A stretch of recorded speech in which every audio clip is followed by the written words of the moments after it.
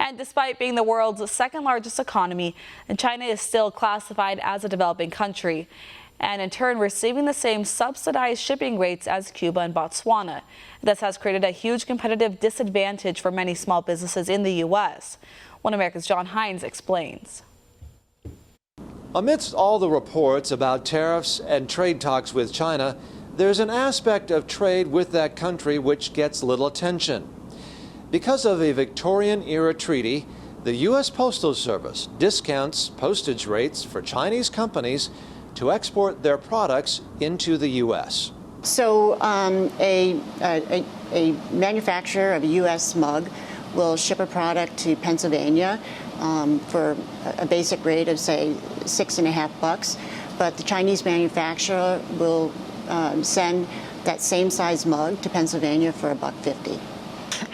So it's just it's totally inequitable and indefensible, really, the system. Indefensible and inequitable because a company in China can send a small item, like a mug, to the U.S. for about 5 times less than an American company would pay to ship from one state to another.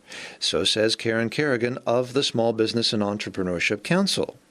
All due to the Universal Postal Union, or UPU, which is based on a 150-year-old treaty which set the conditions for global mail exchange.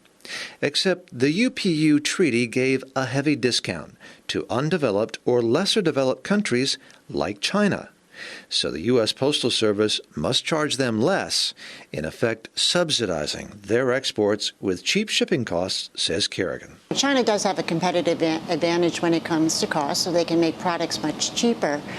And one of the issues that has been a sore point for small businesses is that Chinese competitors can actually ship these products to the United States cheaper than what it costs for a U.S. small manufacturer, small businesses, to ship that product domestically. So it's an outdated system that gives a discount to China, all of which also enables and encourages the effective subsidization of counterfeit products, says Kerrigan. It really has fueled an avalanche of counterfeits and knockoffs into this country. You can make things overseas more cheaply. You know, there's not necessarily the same respect for intellectual property in China. And so you can easily replicate something, a counterfeit, and then ship it right back into the U.S. at a much cheaper rate. So it is the small businesses who have really gotten the short end of the stick on this. Things could soon change with the Universal Postal Union. The Trump administration has begun the process of withdrawing from the UPU by October, with the goal of making China pay its fair share of shipping costs to the U.S. by then. John Hines, One America News, Washington. Want to see more videos like this? Click on the link below and subscribe to One America News on YouTube. And call your cable provider and kindly demand that One America News is added to your lineup. Call and subscribe today.